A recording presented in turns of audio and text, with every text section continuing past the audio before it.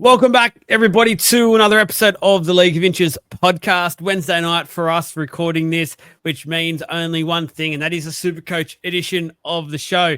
Obviously, looks a little bit different. Jesse, unfortunately, isn't with us tonight. He's got some internet issues. Very late notice with this one. We've literally been on for about half an hour or so trying to sort it out. Couldn't get it done, unfortunately. Jesse is absolutely gutted. He'll try and send us through a few things as we go. But yeah, it'll be myself, it'll be Trav. We'll get through everything we normally do. So the same layout, just not with the Jesse magic, the Jesse twang that we all love to see. But we'll do our best to keep it very interesting for you. There is plenty to talk about this week in the Supercoach world. So we promise to make it a very interesting show for you. Trav, mate, straight into it. How'd you go last week? G'day, man, and listeners. I got 1,071. What an interesting week, and that was. I actually the one head-to-head that I really wanted to win was the one against none other than yourself. And before updates were finished, I was losing by a point. Updates came through, and I knew that I was going to get a good update. I knew I was going to get at least another 15, 16 points. I knew I was going to. Ended up getting like 18, I think, and finished with the 1,071 and beat you comfortably.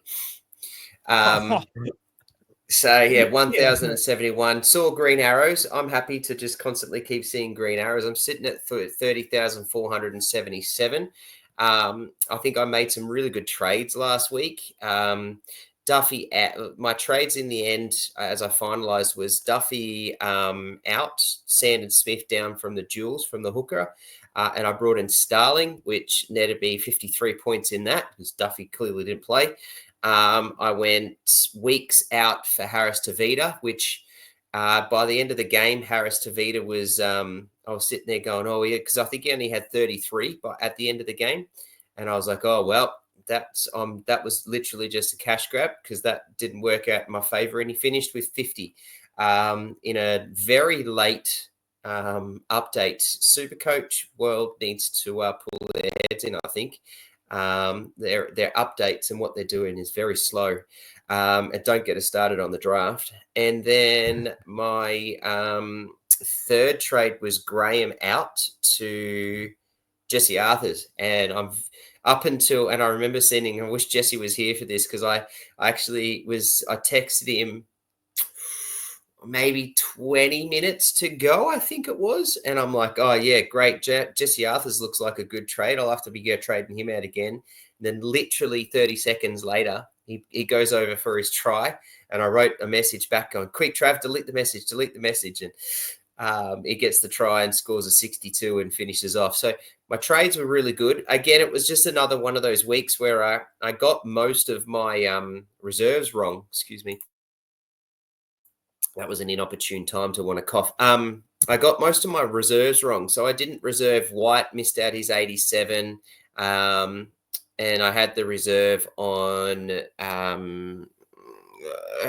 can't remember, Toya and Metcalf were two that I reserved. So I missed out on White's score there. And obviously Purdue got another 67 and I kept him. I just had a good feeling about it. And I said in the podcast last week that, he got that 46 or something, 36 or something like that with, I think it was 36. And that was including a sin bin. So we lost 10 points from that down to 36. And then that was 10 points also that he didn't, 10 minutes also that he didn't get any points.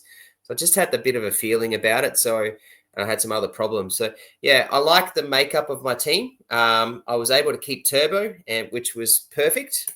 He's now playing this week.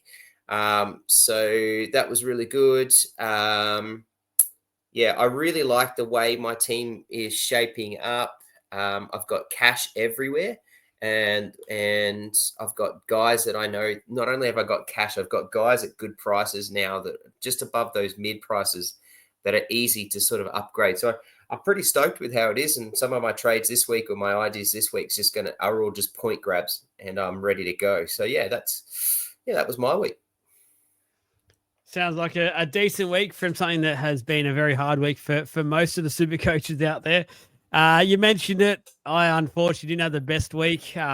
back down to earth a little bit after a great, strong start to my Supercoach season. So 1,068. So, guys, he goes on about the fact he smashed me. He got me by 3 points, all because of updates. So he's obviously flicking someone over there at Supercoach a couple of wads of cash to get that upgrade, because that is ridiculous. He was behind by about, I think, 13 or 14 before updates here happened. So overall season rank at the moment, it's 5,759. So went down 3,000 spots on the weekend, which hurts. So credit to those that didn't get hurt too much by the weekend's results, because I certainly did. It was not ideal at all, but here we are. I didn't really do too much on the weekend trade wise. I wasn't comfortable. I stuffed up. I listened to Jesse, and I wish he was here right now, because I'd absolutely roast him live on the show. But listen to him. I had something set out in my mind to do the whole time, and it was a last minute change to get either Saab or Starling into my side. I was probably leaning towards Saab for the cash grab, and then I stuffed it up. I moved Turbo away from my flex, so I couldn't make that change happen. And then, the rest is history. Looking back at the moment, probably a good thing to hold Turbo for now, and hope he does play this weekend, which would be ideal. But thank you, Jesse. Thanks for helping me out. I really do appreciate that one. So never listening to Jesse again, guys. I know he likes to tell you guys on here, and so does Trav, that all I do is listen to him. I'm not doing that anymore. I'm going my own. I'm doing my own thing. And if you want to join me, just comment us. Let us know in the comments that you're with me for the ride, because it's going to be a fun one. I'll promise you that much. Well, I wouldn't say fun. It'll definitely be a roller coaster. I'm not sure it's a fun roller coaster. There'll be a lot of topsy-turvy times and upside down rolls, and there'll be a lot of everything happening, but it'll be entertaining. I promise you that much. It'll be entertaining.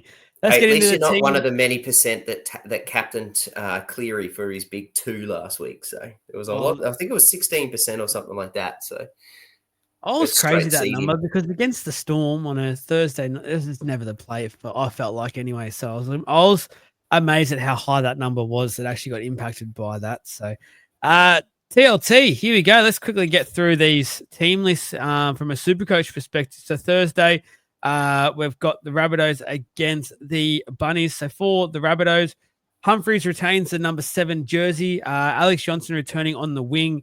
Campbell Graham is out with a leg injury, so Isaiah Tass moves into the centres. For Penrith, I've got the original team list news here, but I do believe now of recording, we do have some late mail within that 24-hour window. So first of all, Dane Laurie named at fullback again, with Thomas Jenkins in the centres. Trent Tolau at halfback for Cleary, while Talangi takes the originally the 14 jersey, but now the late mail is Talangi's out of the side. Snyder comes into that bench spot. So who knows what's Talangi. I thought Talangi played quite well on the weekend, so I feel a bit for him. But Trav, anything from a Supercoach perspective to talk about? We'll talk about Cleary in detail shortly when it comes to the trade in and outs, but anything to touch on at the moment? Just quickly, there's a post that we did today around some cheapie alerts, and one of them that I mentioned is Jamie Humphries. Yes, the man is still a cheapie. He is definitely still an option. Have a look at that post at that price, and again, we will talk a little bit more about it soon around the Cleary chat around what we want to do or what we can do and some options there. But Jamie Humphries is still 390k.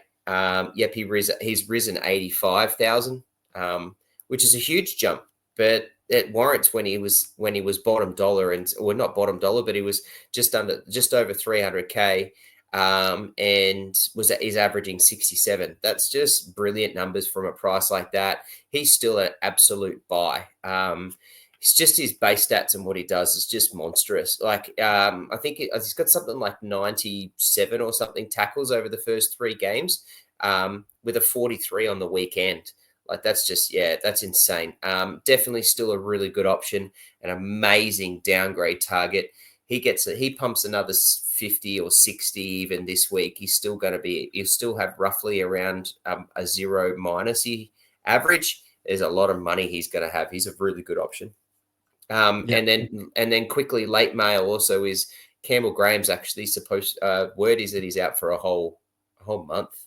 Yeah, that's right. So just scans have come back, I think, and it is a month out. So unfortunately, he becomes a sell if you do have him in your team. Roosters against the Gold Coast Titans. For the Roosters, concussion protocol see Connor Watson out, Docker Clay at hooker, Lindsay Collins and Nat Butcher return on the bench with Makatoa dropping to the reserves. For the Gold Coast Titans, I've got here Keanu Keeney, the big shock here, out with a neck injury, which sees Jalen de Groot at fullback.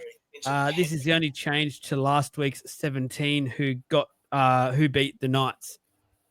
Big news, and it's been conflicting reports today, but apparently the scan hasn't come back yet. But by a lot of reports out there, Keeney's season is done, which would be huge. That's shattering for both him, for the Gold Coast Titans, and I guess super coaches who got him in draft, because I know, Trav, you've been very big on him, and so is Jesse throughout the offseason, and many super coaches have been as well, and rightly so. He's a freak and has shown when he's on, he's a great scorer in this game. So huge blow to everyone concerned. Yeah, it is a huge blow. It's actually it's not even a huge blow to everyone concerned about him. It's just a huge blow to the competition. The dude's just a freak, and I'm so shattered not to be able to watch him. I really enjoyed what he did last weekend. God, he was huge. 230 odd. I think it was 219 meters, just off 20 odd runs. Like, I haven't got the stats in front. I'm just pulling it out of my ass, to be honest. But like, just from what I watched on the weekend, he's just so fun. And then I watched his interview after the game, and he's just such a down to earth, beautiful man. Like, he's just such a really good dude. And so I'm so shattered for him, and I'm shattered for the Titans. Yeah, it is what it is. Like, he was owned as it was. He was a really good downgrade target later on. I was thinking he was in my plans for about 2-3 weeks, turbo down. Once the draw got quite difficult, I thought maybe that might be the play. Clearly it's not. Very happy I didn't start with him, but I was never going to with that early buy. So that's why I'm chasing all these Titans dudes now, because I didn't start with them. But yeah, so I'm shattered. I think it sucks. Crazy world that we live in. We're chasing some Titans players. Who would have thought? But there is some good value out there, which we will speak about. Just quickly on the Roosters, interesting from a Supercoach perspective, Nafahu White keeps his starting spot, which he should. Which is great to hear. But just be warned, Lindsay Collins is on the interchange, so minutes may be impacted. It'll be interesting to see what they do there, because I'd even probably anticipate a late change, because I know Robinson's very keen and rates Collins highly. That might be a late change, but just keep an eye on it from a Supercoach point of view. Potentially, yeah. Either way, though, like, I'm not playing him. I'm going to skip him and not play him again this week anyways. He's got a break-in of -10. So, like, really, he's cherry ripe for the picker next week. He's going to be at a beautiful price. I'm very keen to trade that out. So he can just sit there again. I don't really care what he gets this week. It'd be nice to get a nice big score again, just to kind of give it another week. But it is what it is. Yeah, I am with you there. I haven't played him once so far, and I've owned him the whole time. Dolphins against the Broncos. So for the Dolphins, they keep the same side yet again for another week. So the subpar performances, but the coach is seeing something. So obviously that means the hammer's there. Fuyaki is there. One big thing to talk about, and we'll probably talk about him a bit later on, is Katoa's form being sensational, and the team is getting well beaten, and looks to be the only bright spark in that team at the moment. The Broncos, Katoni Staggs bolsters a strong Broncos backline. He's back. Dean Mariner is the one that makes way. No other changes for the Brisbane Broncos. So great news. Shibasaki keeps his spot for a lot of super coaches out there. We are absolutely wrapped with that. And to be fair, I think what we've learned is that Madge's word is pretty strong and pretty true. So he has said for a very long time, for most of the preseason, that Shibasaki was on the left. Katoni Staggs went out. Dean Mariner was coming in to replace him. And once Staggs is back, Mariners going out. So and he's basically said that. He told us that, and that's what's happened. So yeah, great for Shibasaki owners, which is me included. He's cherry ripe for the picking. I'm actually playing him this week. I think he's got another try or two in him. A break even of 5. This is probably the last sort of week that I'm going to have him, and I'm going to certainly love to watch that price increase again. Get another few. I'll hold you for another couple of weeks. I reckon the Broncos run's looking quite nice actually moving forward. Next, and they play a lot of home games coming up as well, which we've been well publicized and spoken about a lot. So crazy times. Dragons against the Storm. The next game for the Dragons coming off the bye. Blake Laurie and Raymond Fatala-Mariner dropped to the reserves, with Dylan Egan, who will make his debut, and David Clemmer making his club debut, joining the bench. For the Melbourne Storm, there's a bit of news around at the Storm at the moment, being hit with a little injury bug, it feels like, that club at the moment. So Hughes out with a broken hand, which sees Wishart wear the 7. Warbrick returns, with Anderson pushing to the centres for the injured Nick Meaney. Garlic and Vayalipu join the bench with Nas out with concussion. There was some news out today as well. I think Pappy is racing the clock in a way, but looks to be overcoming things and should play, but he won't be goal kicking. I feel like he's almost confirmed on his podcast. He's mentioned that it'd probably be Wishart. So anyone wants to go early on Wishart, you've got the goal kicking up your sleeve as well. It'll be for 2 weeks though. So yeah. It's not worth it. And we'll talk about Pappenhausen coming up. Yep, definitely. Next game, the Cowboys versus the Canberra Raiders. So for the Cowboys, I've got they stick with the same 17 that lost to the Broncos last weekend in that derby. Clifford retains the 7 jersey. Just keep an eye on Zach Labert and Thomas McKaylee, who are both in the reserves at the moment. I think they have been all year so far, but I just feel like they keep losing and they're not changing things. They've got to start changing something in this team. And they're the two that obviously eye-openers and the ones that pop out to say, well, if there's going to be some change, it's going to be with those two there. So for the Canberra Raiders, we've got Tarpany returns from suspension, so a huge boost for the Canberra Raiders pack, which is already strong, joining Papali'i up front and pushing Horsburgh to the 13. Morgan Smithies is out with the concussion protocols. So, Trav, anything from that game? Not really. I'm not interested in anyone at the Cowboys other than Purdue. With Penrith next week, so they've got this matchup this week.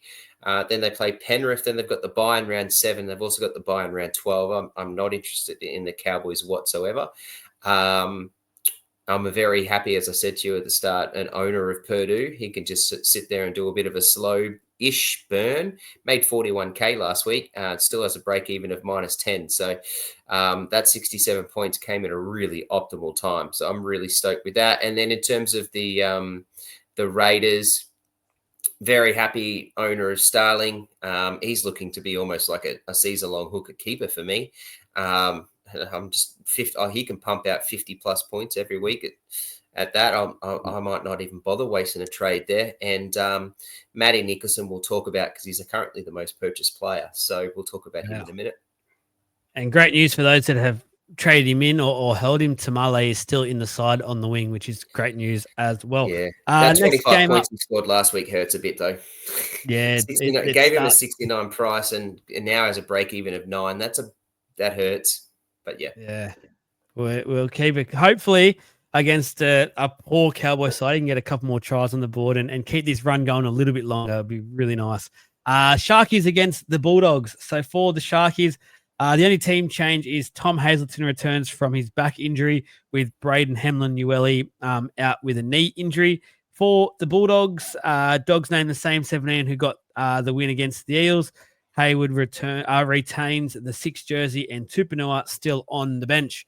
So nothing changes there. Anything that's catching your eye in this game, Trav? Nothing that we're not going to talk about in the trade-in, trade-out. I agree. Manly against the Eels. Off the back of huge news back-to-back weeks for both clubs, with Dill Brown and now DCE announcing they'll leave both their clubs. crazy how the rugby league calendar works, and now both teams are up against each other in the same week. It's funny. For the Manly Seagulls, Turbo named, could potentially miss again, but keep an eye on late mail. For now, we've been told by the coach that he is playing, so we've just got to take that, I guess. For Lalo is the 18th man as well. Hopewadi to the wing. Nathan Brown returns on the bench with Paseka out for the season. That was a huge blow for Manly. That was a killer blow because I felt like he was really about to hit that peak sort of form that we keep talking about with Paseka. So that's a massive blow. But to be fair, Nathan Brown is a goer. So they're probably it's a welcome replacement there. For the Eels, Sean Russell makes his return with Semrani out. Jack Williams moves to prop with Kitoga starting on the edge. And interestingly enough, Sam Tuivati drops out of the team with Dan Kerr coming onto the bench. So, Trav, anything from these two teams? Obviously, we just want to say a big public thank you to Ruben Garrick on the weekend. Absolutely carried my team in the end. I dead set didn't think I'd make 1,000. So thanks, brother. And once again, congrats on the baby news. How good was that, though? Like, he did that. He did that off 10 runs. So Crazy. He literally touched the ball 10 and times. Probably no sleep as well in the lead up to that. Yeah, I think because the baby came the day before, didn't it? So then the wife or the partner let him go, and off he went. 10 runs, like he literally touched the ball 10 times, but it was just goal, 4 tries. It just goes to show how much they reigned over the Raiders.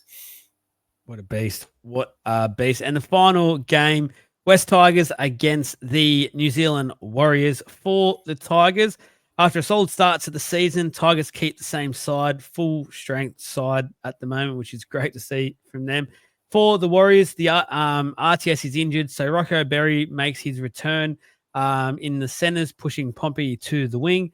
This is the only change from the side getting the chocolates against the Roosters, which I think like, yeah, you never want to see RTS out of the game or lose someone of RTS, but I've always been a big fan of Rocco Berry. I really love him as a player. So, again, not a bad replacement for what the cards that the Warriors have been dealt. So, yeah, really keen to see Rocco Berry get his chance to go back in and see what he can do. Yeah, interesting. I don't think it's doom and gloom. If you've got if you've got RTS, he's at a good price that you can upgrade or downgrade. So he's in a good option. I actually think Leatua is a freak. Yes. And would be a really nice option to trade to if you've got the My balls draft to team do thinks that. the same. Yep. But yeah, there's definitely some really good options with RTS. The other one I just really quickly wanted to point out because he's not in the trade talk, so I just thought I'd quickly talk is this Luke Metcalf roulette. Hey, so he has scores of 12, 117, and then a 23. A lot of people played him for the 12, benched him for the 117, and then played him for the 23. So there are some people out there that have got a total of 35 points off him, and there are some people out there that got a total of 117 out there, and there's a few people out there that have got nothing off him. His ownership's gone. Here's some funny stats that I've stolen, but his ownership's gone from 51% in round 1 down to 42% in round 2. So there was basically 10% dropped away from trading him out, missed the 117. And then everyone brought him back in. Well, not everyone, but 4% brought him back in and got the wonderful 23. Still got to break in here for 2. I can understand you trading him out. I get it. He's got the bye next week, though. I think that's your optimal time. Just try and deal with another thing and another week and go from there. Just, I actually think he could be a really good play option against the Tigers. As good as the Tigers have been in terms of their win-loss record, I still don't really like the way they've played as a whole. So I think there's points to be made against them. This could be a week that you potentially, if you've got, again, like I said before, the balls to do it, he could be a play. But yeah, I'm trading him out next week.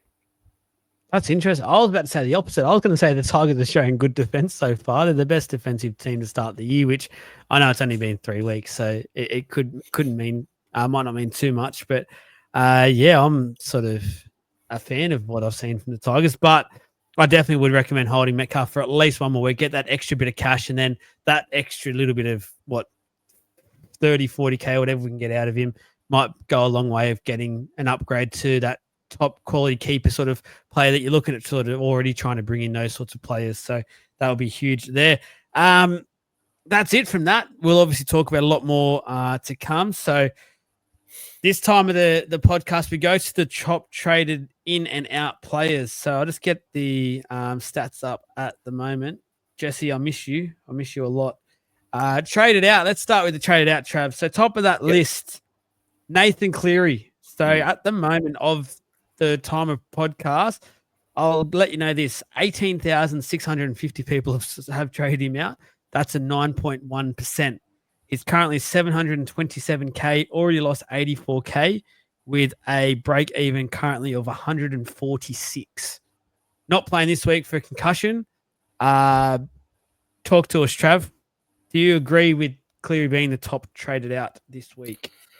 I do agree with it. Yes, I agree. I'm my own personal options here, and although there's I'm tossing this up as to where I go, but at this point in time, I am not going to trade Nathan Cleary myself, but I do like the trade out option.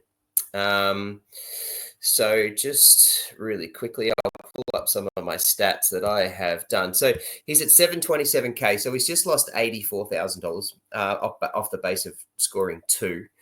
He's averaging 50. Obviously, that's got a 2 in that. He's got a break even 146, but that 146 is next week. So we're missing him this week. That 146 is next week, and he plays the Cowboys. I'm not 100% sold. Even against the Cowboys, that he gets anywhere near that 146 with the way he's playing and what Penrith are doing. I think he's a really easy sell, and we're very lucky that we've actually got some very good options to sell. To talk everyone through that, the Supercoach app has just decided to die on me. To talk people through who the people are trading out for that, the most trade out is Cleary down to Reynolds. So 3,000 of that 18,000 is Cleary out to Reynolds. I would go down a little bit further, 2,000 or 1% of going Cleary to Hines. And then you go a little bit further down and through a little bit of Jules, Cleary to Gutho, which is 1,300, and then down even further, which is, so there's 4 trades in the top 10, which makes sense when you're being traded out 18,000 times, to Daly Cherry Evans. And I like all of those. I don't particularly like the Cherry Evans one. I think him as a pod player has worked out, but I wouldn't go there. I would either, if I'm trading Cleary, I'm going to Nico Hines, I'm going to Reynolds, or I've got my next perfect play, and I'm very keen on him. Yep. I'll hold off then. Joel, you give us your opinion. Go. Isaiah Katoa. Ooh, my boy. Yeah. So, I'll take some credit here because I've said a few things right over my time. I predicted this from Katoa right from the get-go. I said this all through preseason. This was his year, and he was going to improve. And I know that you, Joel, were probably a little bit hesitant because of his partner and that there or lack thereof, and a bit of leadership around the club. And it was very valid. Like everyone should see that and know that was definitely a problem for him. But I just thought at the price that he was at and what they needed to do, plus what I saw in the international series last year, I could just see him being a beast. He's averaging 70. He's at a price at 463K. So if you go from Cleary down to Katoa, you're making just under 300, well, 260K. That's my maths is right there. So about 260K you've made in that trade for a guy who's, he's got a reasonably tough matchup against the Broncos this week, but they turn up for these games. I think this is the game that they were waiting for too, after the way that they've played so far this year. They were sort of waiting for this matchup. This is the type of thing that gets them going. That's at Suncorp, I think, on Friday night. I think the weather might not be too bad, so it might be pretty good for him. But then he's got the Titans, then he's got Panthers, then he's got the Storm. So whilst I like that, I'm really keen on it. The draw is a bit of a turn-off, but I think that's a really good play. He's still got a low BE of 15, so I think it's a good play for a little while. Get really quick cash grab and then push him straight back to Cleary when Cleary comes back and drops another 100K. Yeah, I've got Cleary and I'm in the Cleary boat of I will be trading him this week, and I'll probably talk about a bit more when we get to that stage of the podcast, but. And people out there will probably call me crazy for my reasonings here, but I literally am happy to trade him out this week, bring him back in after this Cowboys game next weekend, just to ride out that the cash that will be lost, bring him back in, and then keep going with him. Because after the Cowboys, they've actually got a really nice little run coming up. So they got the Dolphins, they got the Roosters, they got Manly at home. Who knows what's going to happen after all this DCE news with Manly? It could go one of two ways. And they've also got the Broncos, but at home as well. So even when they've got some of those harder teams, those games are at home. I know that is CommBank this year, but I just feel like he might come back with a bit of a spring in his step, Cleary, a bit of a all right. Let's get down to business type things. So I'm happy to literally get him back in 2 weeks' time. So it's a short grab. I'm trying to just make some cash up with. Who I'm bringing in, who's on a run at the moment, and looking at his club's run, I think I might be holding him for a little bit longer than I first anticipated, but I'm in that boat. Yeah, I've got some stats. I know Jesse's done a bit of a deep dive, and we work together to do this, but he's put most of this together. So I want to compare two players here that are very heavily owned, but we're talking about one is almost a must trade out and we're not even saying anything, right? So from 2023 onwards now, this bloke has scored 12 tons or 12. Yeah. So 12 times he scored 100 plus. He has a 90 average over 33 games. Cleary has 11 tons, has a plus 1100s plus 90 average for 29 games. The first one I picked was Ponga. The second one I said was Cleary. The stats are very similar, right? So 7 of 12 Ponga's tons were over 120. 7 out of 11 of Cleary's tons were over 120. So basically, we're pumping out this chat around having to keep one, trade one, etc. But to me, it's looking like Cleary shows that, to me, the stats are very clearly the same. There's no real difference. Maybe the difference and the big thing is that one's halfback, so there's not much. There's not much there in the half. It's a sparse area, right? But at the moment, we've got some dudes scoring some very big scores. So we can ride that at the moment to then maybe get Cleary back at some point. But his massive break even, if you're down a man, or you need some of that cash because he's at a really nice price, so you can downgrade even to a Reynolds and make 100 and something K. You could, for 30K, that'll cost you can go up to Hines, or you could go to a Katoa, or even further, you go down to a Humphreys, who's going to make another couple of weeks worth of money. He's going to be well above 500K. And it's only less than 200 to bring Cleary back, because I don't think he's going to get that 146.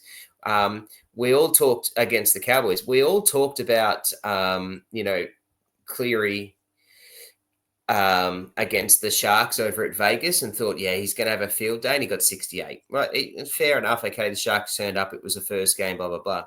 Then we thought, all right, well, he'll just go and he'll smash the Roosters. They lost the game, and he got an 80.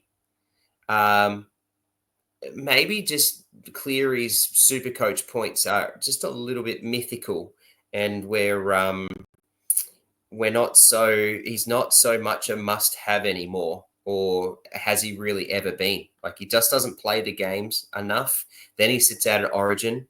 He has a rest. They rest him for longer, like last year, and all the talk around the chat or the extra holiday that he wanted to have with his missus. And fair enough, Mary Farrell's freaking awesome, but maybe he's a bit of a myth, and it's not where we want to play. Whereas you look at the simple things of I just simply got it wrong. Hines was obviously the pick to start with the year, and should have done that, and I didn't. So, hindsight's a wonderful thing. But yeah, I'm not sold on Cleary, and nor am I super sold on him coming back into my team after that Cowboys game.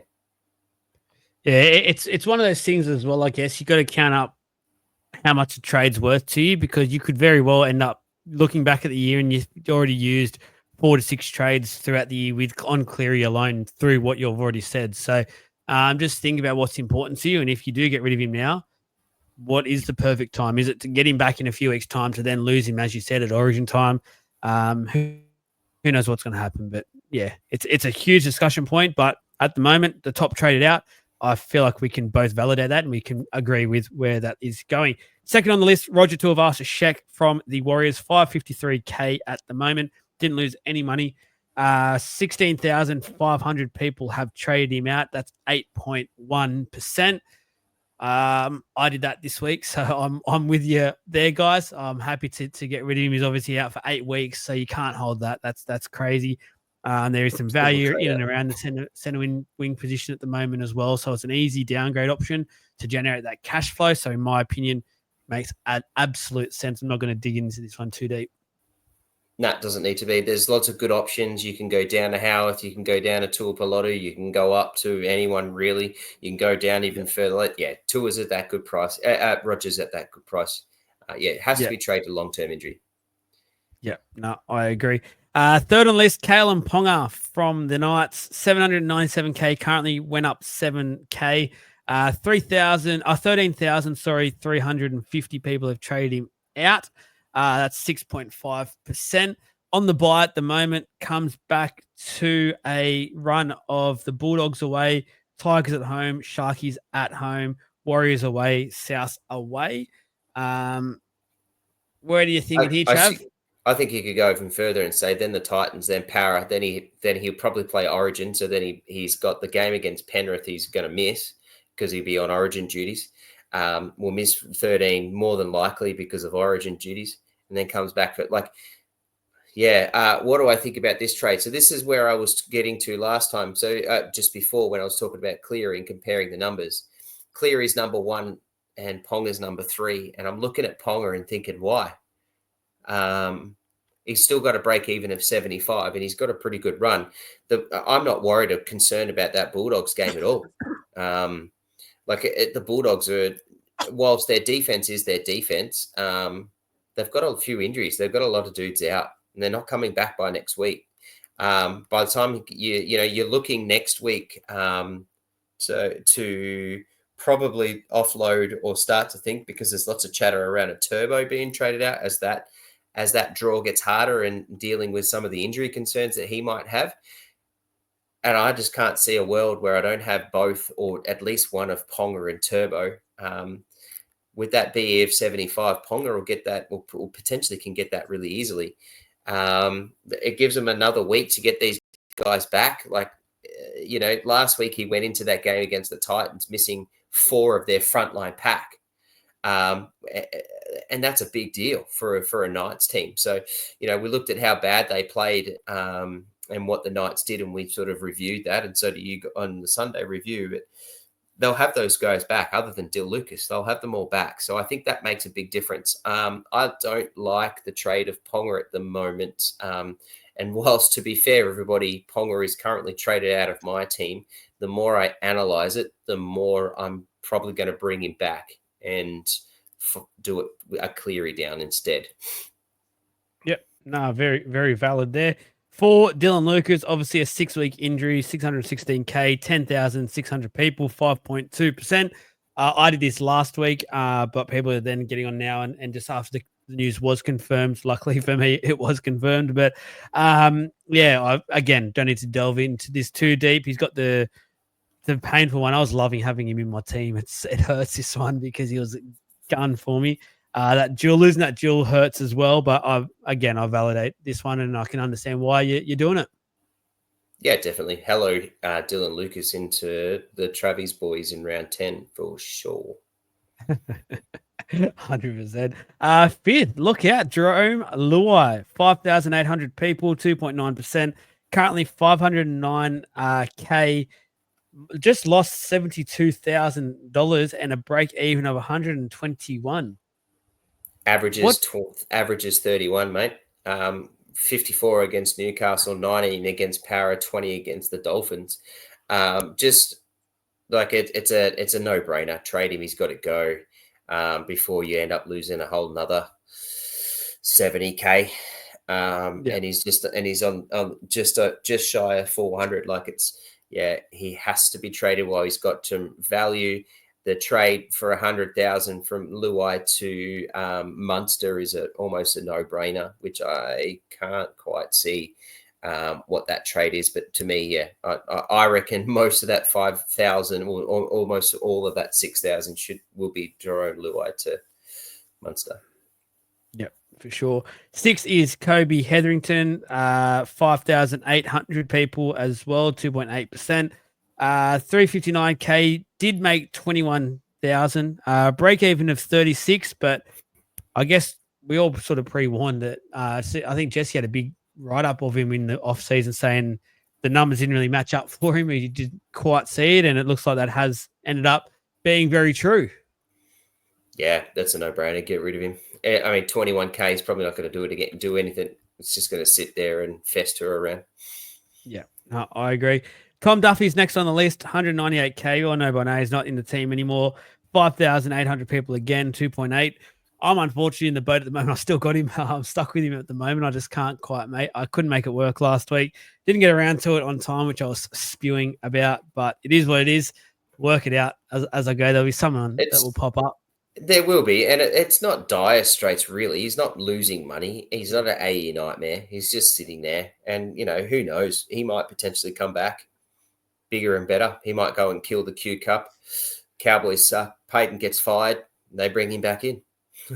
Like this, to me, that's a bigger chance than him not coming. To me, I think that's got better odds than any other option, really. Yeah, I don't think it's dire straits. I see why people are doing it because he's not playing. It's in that premium halfback spot, but really is a premium halfback spot. Like there's 4 or 5 guys at the moment, and it's going to cost you a lot of money to get Duffy to anyone at this point in time.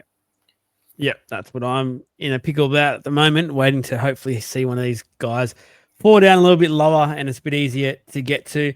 I think just showed on the weekend it wasn't his fault. I think he was used as a scapegoat in a way, which I actually feel a bit sorry for him about. 8 on the list, Jack Jajeski, 267K, made 35K on the weekend. 4,600 people have traded him out at 2.3%.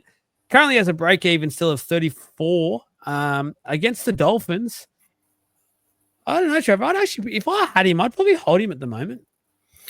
Why?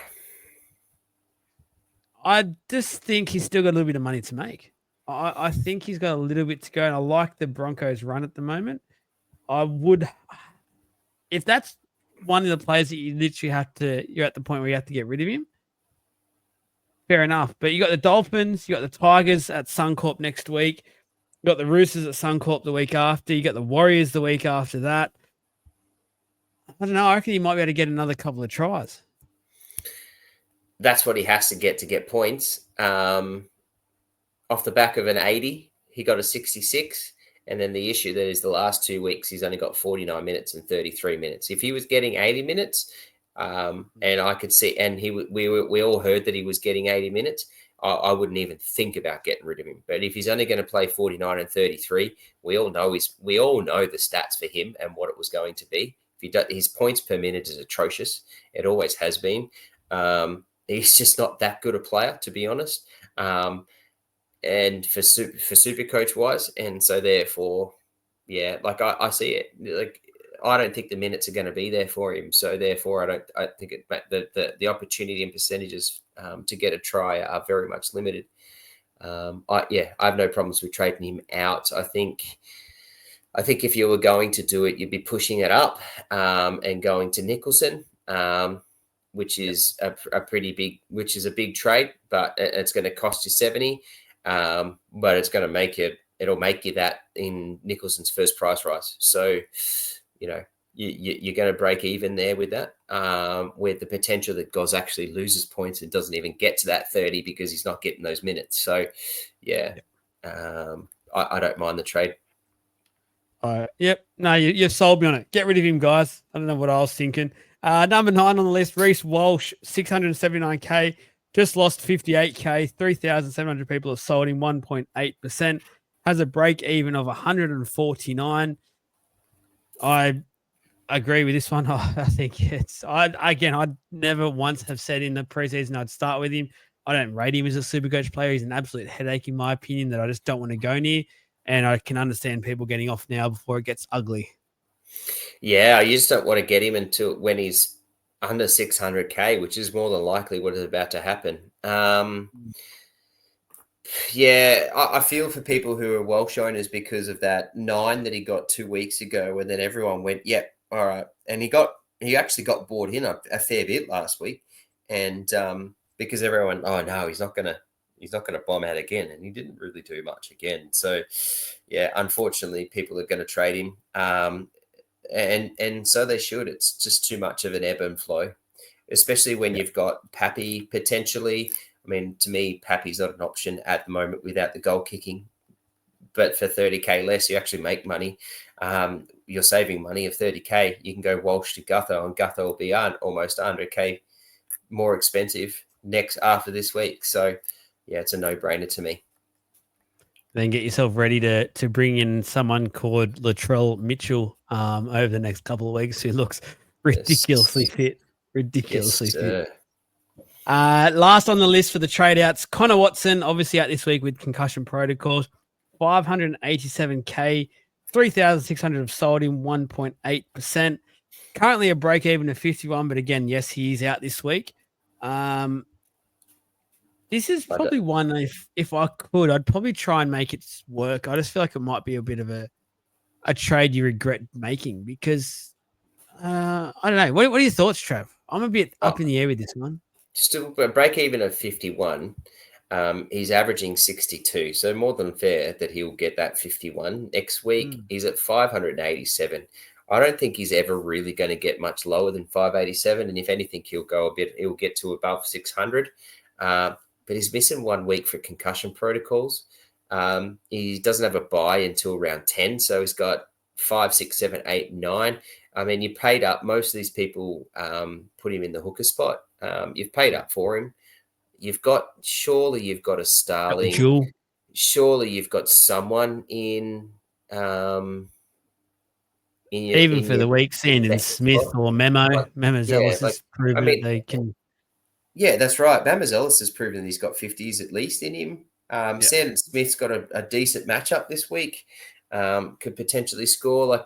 I think you can just deal with it. Maybe you're trading Connor Watson because you've also got Ponga on the bye, Marju on a bye, Cleary. Maybe, but surely you can just deal with it. It's still round 4. There's still 23 rounds to go. Yeah, it can get ugly. I'd be keeping him if I had the choice, if I had him at the moment. Now, traded in, top of the list, no surprise, Matty Nicholson, 336K, 18,200 people, 8.9%. Break even of minus 42. That's right, guys, minus 42. It's almost a no-brainer, isn't it? Just if you can, make a way to get him in, Trav. Yeah, it is. It is almost. He is not coming into my team. And the reason being is not because it's not a good buy. It's because I don't need it. I don't need the cheapiness of him there. I think I've got a lot of value in all of my other spots. I've literally got everyone playing, or I've got all of the options. The only one I don't have is Tamale. But I'm happy with Toya. I'm happy with Purdue. I got Shibasaki and Arthurs. I've got Harris Tavita, Metcalf next week will go. I've got Smith. I've got Goz, but I'm just going to sit him there. The only one really not doing anything for me is Simpkins, and I brought him in as enough. The other one that I've got, which I'm really happy just to stash away for another week, because in a week's time he's going to come on and make some money, and that's Hubner. So I don't need the Nicholson buy. What I need is points, and I want to try and get points from keepers as quick as I can in my team. And so therefore, Matty Nicholson's not a target for me, but I think he is a great target for anyone. He's prime for the taking. He's a really good downgrade target. He's got a really good set of 5 weeks of opponents. I think only 3 of them, maybe 2 at most, is without Hosking. I think Hosking comes back in a couple of weeks. I was just looking at that. So Hosking's due back round 7, so he's got the chance to play the Cowboys this week, Sharkies in Canberra, the Eels, and then the Titans. So he's got a nice little run coming up. Yeah, so he's got 3 games of a really nice run. So he'll probably be peak out in that 3 weeks too. So he's a good option for 3 weeks. But yeah, there are times in the year where you have to really decide where you're going to miss some of the cheapies. You're not always going to get every one of them. Just because it just doesn't work. And so you just got to decide which ones you want to miss and which ones you don't. I'm happy to miss Nicholson. That 98 that he got in his first game, well, that only lasts for his price rise this week. So if he goes and gets another 40 or 50 odd, it's his cash is not going to be made near as much. So that rolling lockout of 100 in 1 week drops out pretty quickly. Yeah, I didn't have him in my original plans at the start of the week when I first made my first lot of trades. The longer the week has gone on, the more I'm getting my rubber arm twisted at a very rapid rate to potentially look at getting him in. I just think at the moment, with that little run that they've got, really appeals to me to get him in. But again, I've got some nice cheapies not sitting in those positions, so it's just a matter of how I go about doing that. Next in, Payne Haas is still getting traded in, and I don't blame anyone out there that hasn't got him, trying to make sure that they get him in. 777K already, plus 108K already in next to his name. 15,000 people have already done it, 7.5%. Excuse me. And currently a 4 break even, so he still has so much money to make. It is ridiculous. We've already gone through the Broncos run at the moment. I don't see him scoring less or too much less than what he has been doing. If you don't have him, I think this is almost the last week to make it happen, Trav. I will be making it happen this week. Everybody, he is coming into my team. Unfortunately, I missed it last week. My thoughts last week was Turbo to Haas, and I thought, yep, I want to do this, and I got spoken out of it by Jesse, who rang me and said, Trav, don't do it. You've got other things that said. I went, no. And he goes and scores that. And I messaged Jesse saying, you told me not to. And I got a big, I'm sorry, Trav. And I went, oh, far out. You know what? Let's call it on it now. He's against us at the moment. He's threatened and he wants his top spot. He's given us some data information lately. I'm not impressed. Oh, mate, he's a dog head to me at the moment. But either way, Payne Haas is coming into my team. I've made it work. That's a bit of trade news for coming up in a few minutes. But yeah, he is coming in. He is a must-have, and he is a very, very good captain option. Yeah. Next in the traded, I'll list the next 2 together because it's the same position. So you got Gutho and Ryan Pappenhausen, both around the same, about the 6% mark, 6.5% for Gutho. Both have quite a nice BE. So Gutho at the moment, minus 48 BE. And for Ryan Pappenhausen, it is a BE of -4. So both are going to make some money. Hopefully start to go on a run. Gutho's matchup this week isn't nice, but at the same time, he's probably getting the Versus Storm a little bit weakened, which is probably ideal for him. They might be able to score a couple of tries out of it, which is, at the moment, everything's going through Gutho at the Dragons, which is awesome for him and super coaches that own him. don't mind either of those options, Trav, especially if it's, I'm guessing, down from probably a Ponga is probably what they're doing. There's a little sneaky post coming out tomorrow, I think, Joel, about this and which fullback that I put together. And it was all about writing, and I was so much better and higher on Pappenhausen. Today's news, or this afternoon's news, where Pappenhausen has said that he's not going to kick. He's not 100%. I'm happy to actually miss out on Pappenhausen. So my thoughts on Pappy is gone. And if I was you or anyone that wants to downgrade to get someone, it's Gutho. Get around Gutho. His statistics. Have you looked at the statistics over the last couple of weeks? It's been stupid. But apparently you're saying good, stupid, good. Yes. Yeah. So it's ridiculous. Like this is Gutho. Like this is what he does. We know that he just works his ass off, right? 19 runs, 193 meters. As a fullback, that's sort of expected at that, but 19 runs, like he's 7 tackle busts. He's just doing so much work. He's literally the only player on that team that's got any attack in him. He has to do it. Damien Cook's given them nothing. They looked so much better as a team when Liddell was there, or Liddell was their hooker in the first game. I think they need to keep him at hooker because he actually provides run and attack, and he's not afraid to throw a really quick cutout ball or a really or skip the first runner and pass it straight past him to the second runner and make that attacking pass. He just looks so much better. And then Ilias and Flanagan are just like they haven't been bad, but they just have had no attack. They've done it, and it's just all falls on Gutho. I'm all in on Gutho. I'm just trying to find figuring out a way to how I can get Gutho in this week. It's really just who do I want to miss out on? Because I'm going to have to miss out on one of a plethora of options that I would love to have.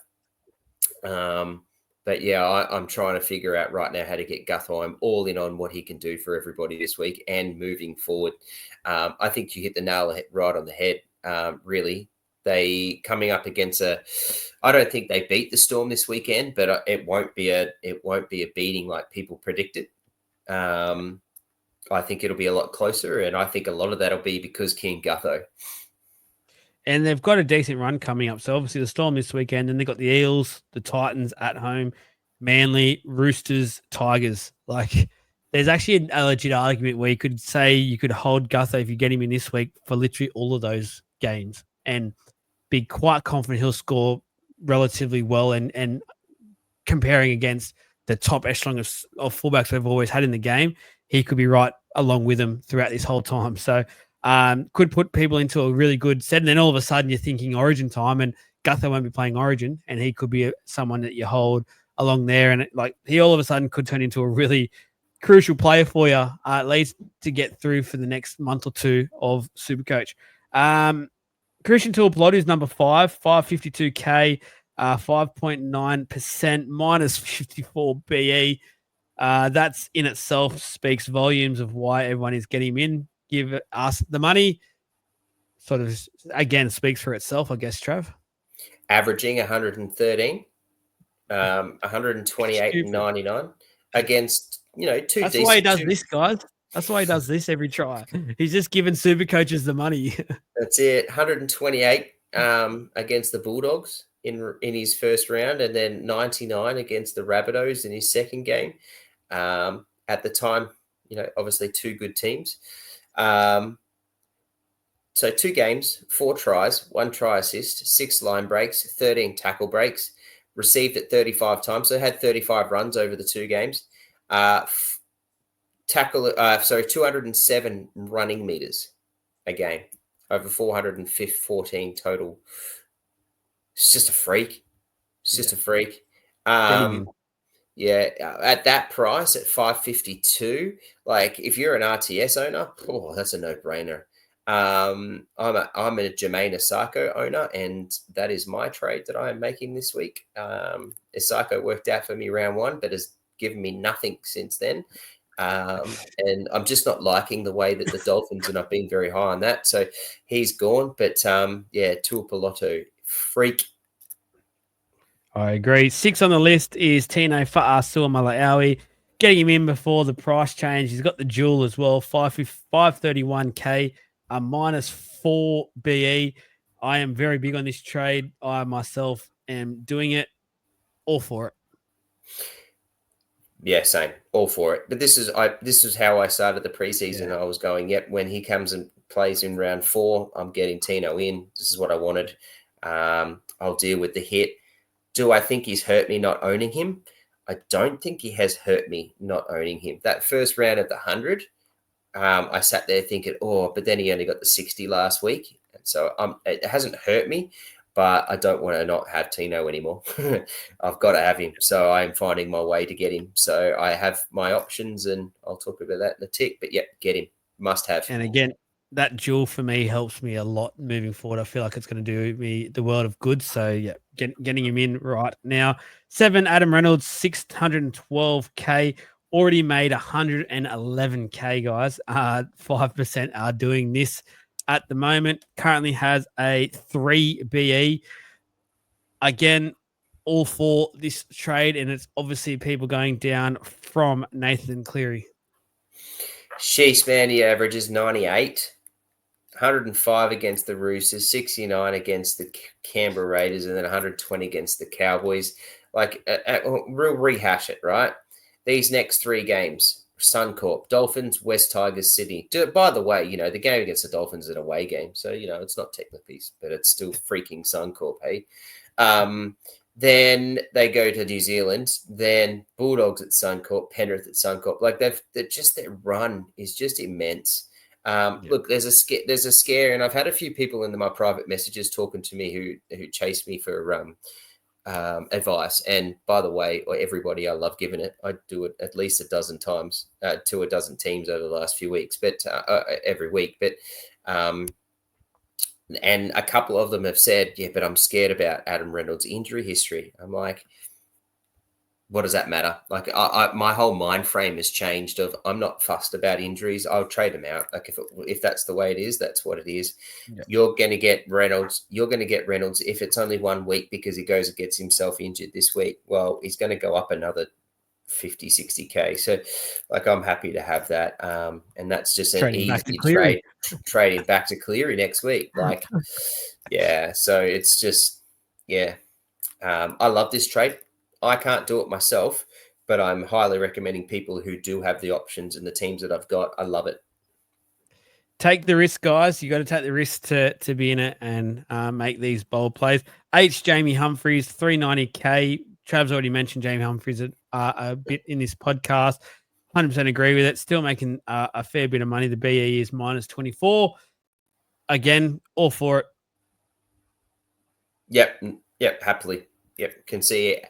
I mean, if you've got the cash and can push Duffy up or whatever, I mean, if you can do some jewels and play with a 5'8", you can get Humphreys into halfback and trade. There's just so many options you can play with this.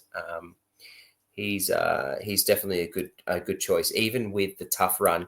But he's getting one of the toughest teams this week who are injury, not depleted, but big concerns. So I'm not worried about Jamie Humphries this weekend. I think he still puts out a really good score because they'll probably be defending us a fair bit, and he's a tackling machine. So he's still going to get those tackles.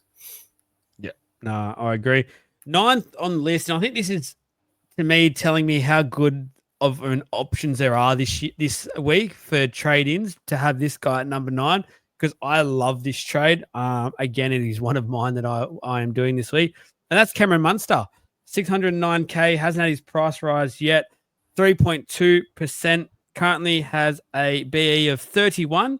Again, I am doing it this week. I love it. Credit to the rest of the 8 players already that we've spoken about and how good of a trade they are, because any other week, I reckon Cam Munster will be right up there as almost the top trade in. Oh, 100%, because the 5'8" role at the moment is freaking desert land. Yeah, he's a no-brainer. You got to get him in. This looks like the Munster of old. A little sneaky post is coming out next tomorrow as well for anyone that likes the socials.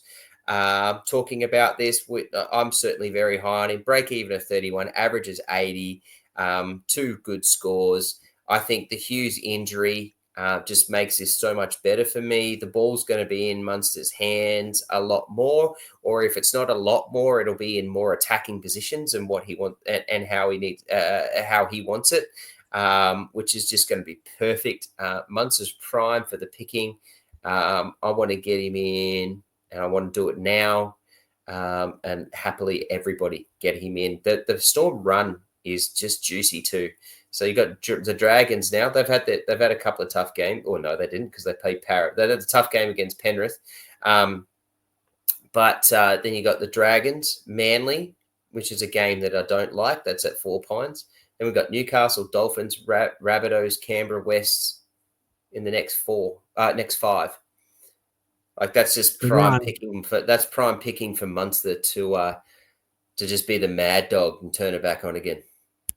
Being the mad dog, and also putting an exclamation mark on getting his 6th jersey back for Queensland, which I think will be at the forefront of his mind. Last on the list, Tommy Jenkins, 215K, 2.9%.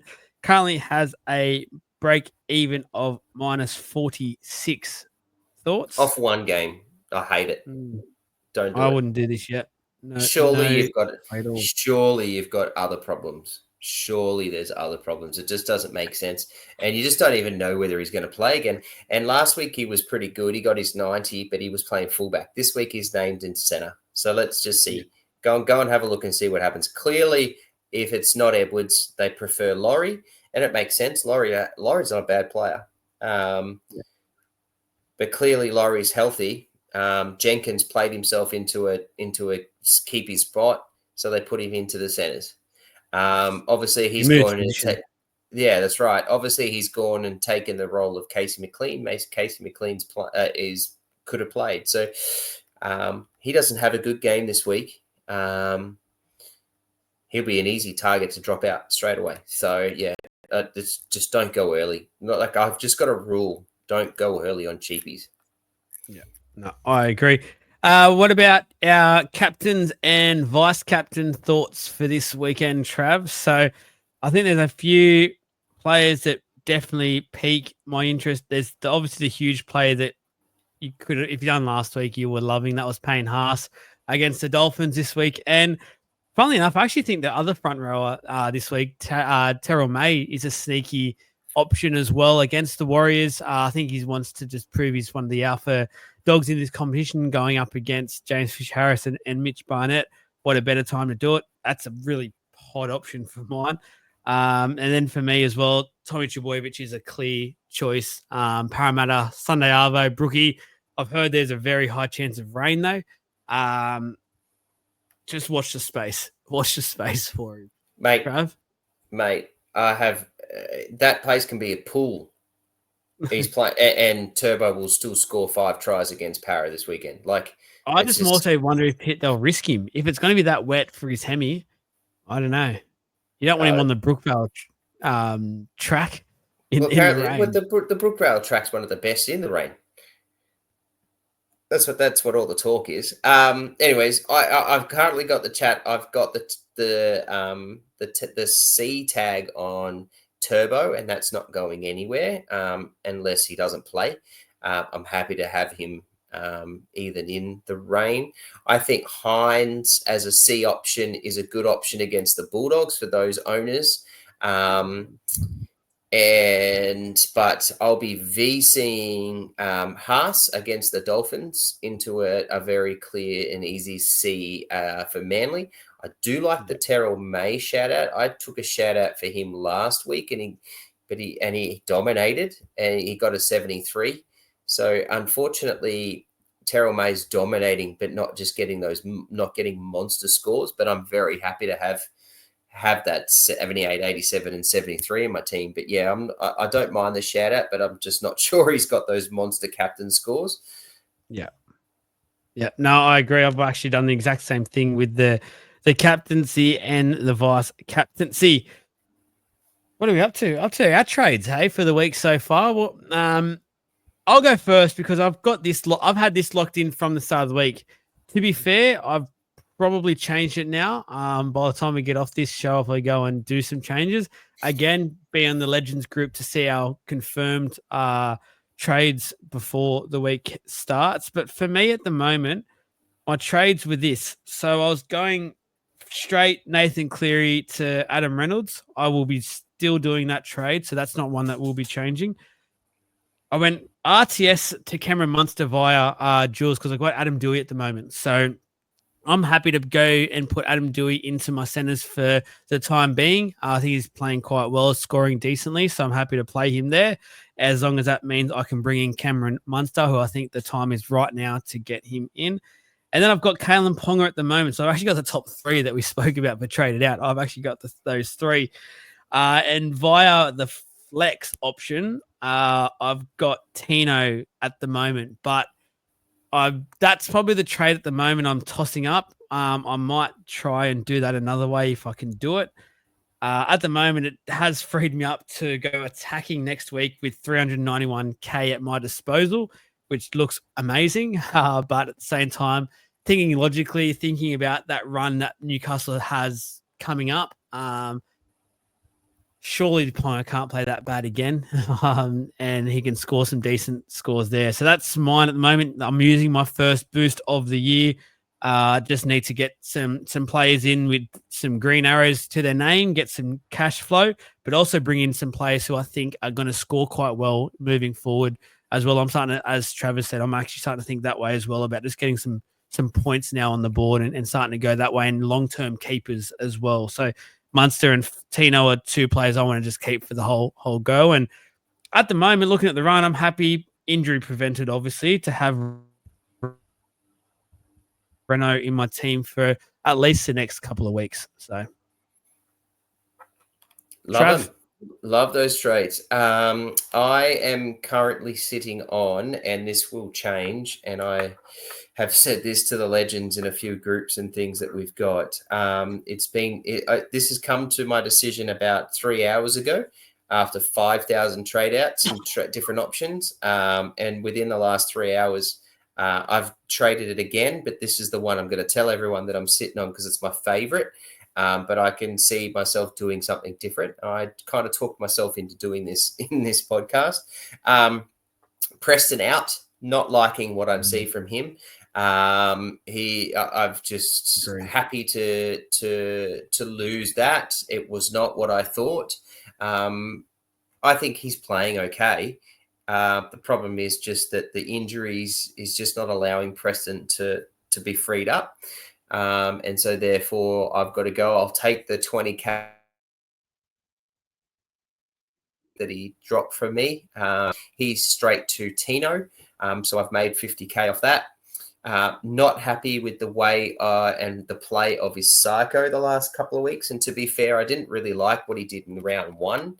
It was really just those junk scores that in round one that got him that really nice score that I was running around thinking, yeah, this guy's legit. I just haven't liked it. Now, Asako's definitely someone I'll probably bring back. I just don't want to see the enormous price rise that he's got, which is 117. That BE, sorry, is what I'm talking about, which is 117 at the moment against the Broncos, into the Titans, into Penrith, into Melbourne. And I just don't want to see that for the Dolphins at this point in time. So I'm happy to get off Isako. So I've got Isako and I've brought in Tuapoloto. So I've done that. And then my other option, I've just got to get him. I don't have him and I've just got to get him. So I've got to try and find a way to do that. The only way at this moment that I can get him is Ponga out and in comes Haas. So, and then Haas is in the flex. And I don't like that trade. I love Haas. I don't love trading Ponga. So I'm just going to try and play around, and that's for the legends over the next few days of what I do. I've got till Friday. I'm not worried about tomorrow's game, Rabbitohs Penrith. I'm not getting anyone from that. That's not changing anything for me. So I'm not. I've got 2 days to work out how I can figure out a way to keep Ponga, get Haas in, and trade maybe a Cleary. But the problem with that is I've got no other halfbacks. Just the duels that I've got good duels, but I just don't have it to move around. So I'll figure something out, and that'll get put into the legends. But that's where I'm sitting at the moment. Again, guys, go ahead. $2.99 per month. Plenty of Supercoach exclusive content. Majority of it is that, so it's a great time to be part of it. Get some additional information. We look into your team's deep dive, all that sort of thing, and get to know all of our thoughts throughout each and every weekend as well. That's pretty much it, Trav. We have got that done and dusted without the Jesse magic sprinkled on it, unfortunately. But again, he does apologise, guys, and we apologise for it. Nothing we can do with technology. It's a wonderful thing when it works, but feels like more often than not it's not working. So honestly, 2025, let's get with it. But Trav, thank you, mate. It was a great episode. So much happening in the Supercoach world. I believe we're both probably going to get off this and go delve into our teams for about an hour or so. And then go to bed. So thank you, and hit that. Sorry, man. Do you want to jump into a couple of questions? Oh, sorry. Yes. What am I signing off for? There's question time. Of course, there is question time. This whole thing of no Jesse has really thrown me off. So it's all right. I'm obviously not good enough for you. No, it's not that. It's just that he normally has you two are talking at the time, and I'm normally off doing this sort of thing in the background while you're talking. Here we go. So question time. Thanks to the reminder. Thanks to everyone who has messaged in and got their questions. It was late notice, but once again, you've all come through with the goods. So first up from Tom. Oh, wait. Why do you think the Eels signed Dylan Walker? Well, it's not really a super coach question, but I'll quickly answer it for you. I just think we need some ball-playing forwards at the Eels. I think the forward pack is lacking a lot at the moment. I think they're being extremely poor, and he will help. And also bring a bit of leadership in around the club, which I think we are lacking a lot of at the moment as well. Mark, and he's a legend, so I really do appreciate the support, Mark. With the outside backs, who are the top 4 must-haves so far? They've been my weak spot in my team. Wow, Trav. What about the what's your top 4 outside backs at the moment? It's a really nice question. It's tough. Like if I just go by just I'll do this a couple of ways, but if I just go by just average, at the moment, the top average centre winger is Tuapolotu with 113. Then it's Ruben Garrick off 3 games with a 99. I'll ignore the next 2 because I've only played the 1 game. And number 3 is Kale Iro. And then number 4 is Dylan Lucas, who's injured for long-term injury. And then straight after that is actually Jesse Arthurs with an average of 84. However, I think my top 4 right now as to what's been playing is I'm all in on Garrick. I think Kale Iro is a freak. If I don't go, this is one of my dilemmas is, do I go to a Piloto or do I go Iro? If I spend the extra 140K, I can get Iro. Currently, with those trades I was talking to about, it's got me 397K in the bank. So whilst I feel like I'm getting all those points, I'm also making a crap load of money ready to drop out next week. And trade out next week. I think those 2 are currently who your centre wings and he needed. I think over the start of this season, everyone had to have Jesse Arthurs because just the average, the points, and the bank that he had. So I'm gonna throw in Jesse Arthurs is where it was, and at this point in time, Tuapolotu is your 4th player that I think you've got to have in your centre wings. This is gonna be very different to in a few weeks' time. I think Herbie Farnworth's going to be a nice juicy price, and everyone will be flocking to him. to be fair, I don't think Power are going to play this bad all year. I think it'll start to work out. I think they've just started to find a few sort of rhythms. I really liked what I saw for a chunk of the game against the Bulldogs. Although they were still poor, I like what it is. I think Lomax will become a really good option. So I'll be fighting to find my way to getting Herbie, Lomax, and everyone's currently sleeping on him. But the word is he's back in a week's time, and that's Karaz. So say hello. That's just beautiful for me. So I'll be working my way to getting those three and sitting it beside Garrick. And I'm just a believer of I've got to have five really good centers. So it's more than 4, it's 5. So my fifth one, and I'm very keen on him. And I've seen a lot of people trade him out this week, and I think it's because of the bye, but I just love the work of Marju. Marju's just been a monster, and he's been able to, he had a poor game on the weekend, but so did the whole Knights team. But he's doing what he's doing with one try. So I'm very keen. So my 5 targets for centre wings are those 5. Covered everything. I don't need to say a single thing. Aramutini on Facebook. How many Origin players is too many in the squad at this point in time? Thinking of fading Tino for Fermor, as I already have 6 Origin potentials. I would not be thinking about that yet, personally, and I would definitely not be fading Tino in. This is the time to get Tino and start to ride that magnificent wave with Tino. I think he's about to hit his tremendous form that we know and love. Definitely not get rid of Tino at this stage. And for mine, I won't be thinking Origin for another probably 4 weeks at least, I reckon, Trav.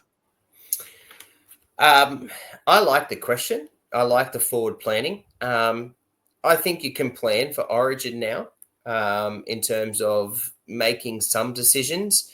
Tino's not one of them that I'd be fading for that. I'd be getting him in, and to be fair, probably during Origin, you'd be looking at trying to keep him anyways. But yeah, 6. You've got 6 Origin potentials. Most of us have got more than that, to be honest, with the way that these teams are built. Like if I look at mine really quickly, what have we got? May, I reckon, plays. Horsburgh, I reckon, plays. Hopgood probably plays. Fasuamali plays. Fasuamalali plays. So that's 4 I've got. Cleary's going to play. That's 5. Turbo plays. Haas plays. That's 7.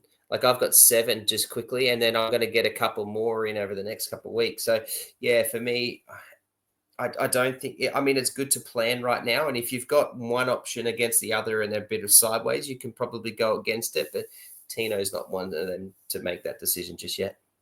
Yeah, I've got 7, and I'm just not thinking about that right now because people like Munster and Tino and Haas, for instance, and even Turbo to a degree, I think will all score very good points in the coming weeks. So I'm just not putting that ahead of planning in, 6-7 weeks' time.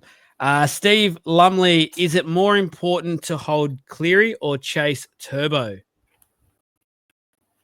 Ooh, so I'm guessing he's saying he would lose Cleary to then sign or to buy Turbo. To hold Cleary or chase what's or more buy important? Turbo? Yeah, hold Cleary or buy Turbo. I'd probably say it's actually. I was about to say it's more. Oh, no. Cleary's not playing this week. Cleary's not playing this week with that BE. I think it's more important to chase points, and I think Turbo against Pat, I'm chasing points. Even though Turbo's got, a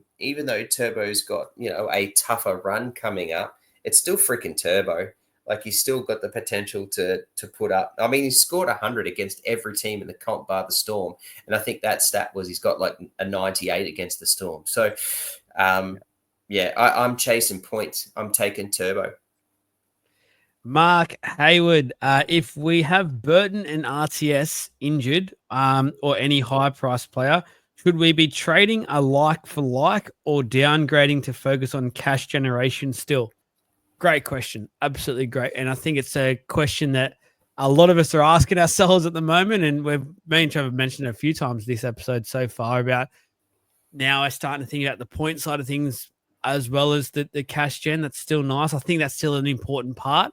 If you're using, for instance, a boost this week, I'd still make sure at least one of your trades is a cash gen trade. You need it to get some of these big boys in. So I know it's sort of sitting on the fence, but I kind of, in a way, would be prioritizing both. And I don't think that's that hard to do at the moment, because I think there's some great value out there, cash wise, that are at a decent price still. Mm. I'm actually making trades this week without a focus of cash gen. I'm not downgrading anybody to make two big trades. I kind of did that last week when I got Starling, Arthurs, and CHT in. That was my trade there. It's a good question. It's a great question. It's a tough question because I haven't seen your team, but in terms of Burton, like, he's your 5'8", and he's very high priced. That's a straight down to like a Munster easy. There's no real value in 5'8" at this point in time. You've missed the CHT money that he made, and that's pretty much a quick cash grab for that anyways. So that's not worth it. RTS is another one. You've got him in the centres. He's at that price. I'm thinking if you're an RTS owner, you probably got him at your centre wing 2 or your centre wing 3 spot. So I actually think it's worth using that to push to a Tuapoloto and keep that centre wing 2 or 3 spot, not push to a cheapie. And to be fair, there's no cheapie centre wings anyways that you're going to trade down to at this point in time. So I think to answer that question, specifically those two people, I think they're trying to get like for like, trying to get your guns and keep them. Then the question of, are there any high price players? We've spoken about that to the degree in this podcast, is that, I think Cleary's an option. There are lots of people trading Ponga, which I don't like as much. But, to me, I'm at the point now where I've got cash gen. I'm able to make trades, which, funny enough, I'm able to get guys in that I think are guns, but still get cash too. Like, I'm going from 240K to 390 on those 3 trades. So there are still options that you can do that's going to make you some money. Like RTS to Tuapoloto is like 30K, right, that you're going to put in your bank. So it works out. And make a shit ton, basically. So it works out quite well. And Marcus, like, honestly, come jump in the Legends group if you can. Show us your team, things like that. We'll have a look at it. Literally $2.99. Just come in for a month. You can get out whenever you want, guys, by the way. So it's nothing. You're not locked in, nothing like that. Jump on in, ask the questions, show your team. Let us go a bit more in depth for you there. Steve Lumley, making easy cash or saving trades. Round 4 priorities, please. It depends what you've like. And Jesse, I know he's big on this at the moment. He does not save a trade at the moment. He's happy to just go boost on boost on boost. He just wants to get his team right. And to be fair, it's worked well. He's shot up the rankings and he's done a great job for it. I first off saved trades the first week and then only traded one the second week, which looking back, I could have gotten the front foot for, but I was happy with the way my team looked. So I don't know. I know you want to say trades, but looking at 40 odd still looks like a lot. Looks like a lot of trades still.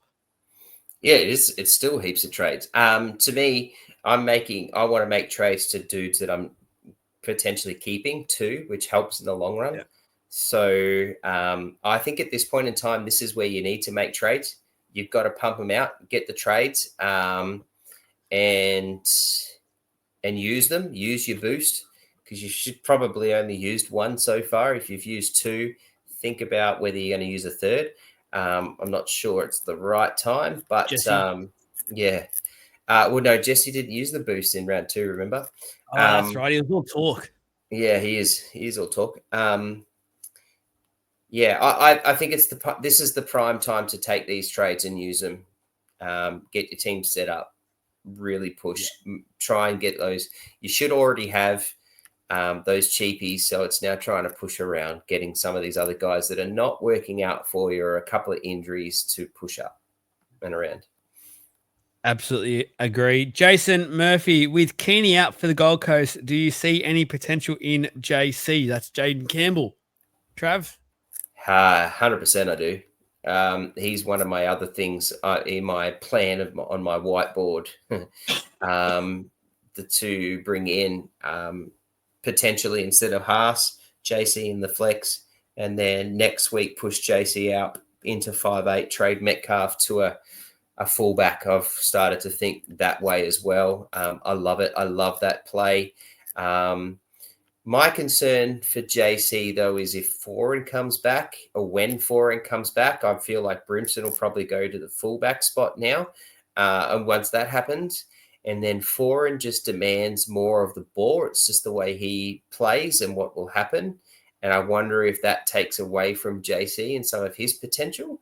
So I'm eager to see that. So there is a bit of beware, but I don't think Foran's coming back for a few weeks anyway. So it's more buyer beware than anything. But yeah, love that play of JC.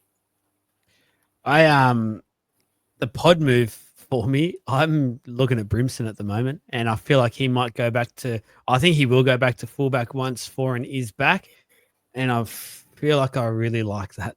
I feel like I really want to be part of Brimson at fullback at the moment, but we'll see what happens. That's a discussion down the track in a few weeks' time. Last one for the night, Samantha. Who are the guns who you just have to have in your team? End goal. I love you thinking about it already. That's the ideal. You want to always get these guys in. Like for me, top of my head, thinking guys like Turbo is an end goal player that you'd love to just have from start to finish.